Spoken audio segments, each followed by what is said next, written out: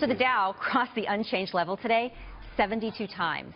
So right now it's off the lows of the session by far. We were off about 140 at one point. But it's not enough to help the bruising start to the year for the tech sector. So the NASDAQ down close to 14% this year, lost all of its gains since late 2014. So are we about to see the tech bubble burst? And are there still opportunities for investors? Well, with me now is Gerber Kawasaki CEO Ross Gerber and Point View Wealth Management President and Chief Investment Strategist David Dietze. David's here in studio with me. So what do you think about the tech sector, the best performer last year, or the weakest? Is it suffering from the broader global economic slowdown? Is it just a victim of the collateral damage to that, or is it something specific to technology right now? Well, I think it's both. I mean, it was the outperformer, certainly the NASDAQ last year, but also there's some macro headwinds that they're facing. First of all, they're some of America's biggest exporters. So to the extent we have concerns about the global economy, that's a big headwind too. And of course, China is their big market. What's going on in China? The enigma wrapped up in the riddle. So I think there's some headwinds generally for the sector. Ross, your thoughts? You know, everybody's so quick to just use the buzz phrase, tech bubble burst. But is it similar to what happened in 99, 2000? What are we seeing here?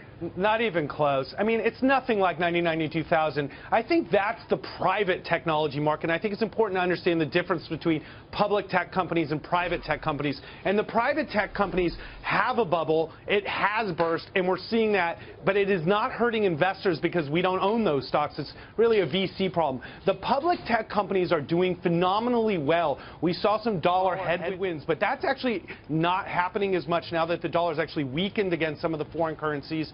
And many of these companies have reported great quarters. So we love this opportunity right now. And I think it's a great time for investors to be very selective and begin buying some of these companies.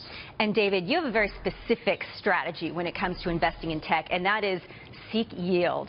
Yeah, absolutely. There are, believe it or not, some great yield plays today in technology. We would mention, for example, Qualcomm, which is now above 4%. Indeed, Seagate now is above 7%. And even IBM is giving you a pretty good yield. So there are some pockets of value, even if you are concerned about value and dividend income.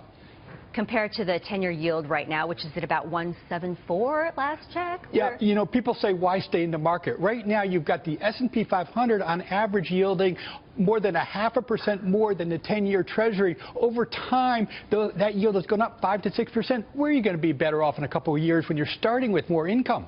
All right, so Ross, you set us up for some great investment opportunities, and you sent along ahead of time Facebook, Gilead, Apple, Alphabet, some of your preferred tech names right now. So, I mean, are you just seeing a bargain because they've come down so much? Yeah, I mean... Is it as simple as that? Well, first of all, you have Apple.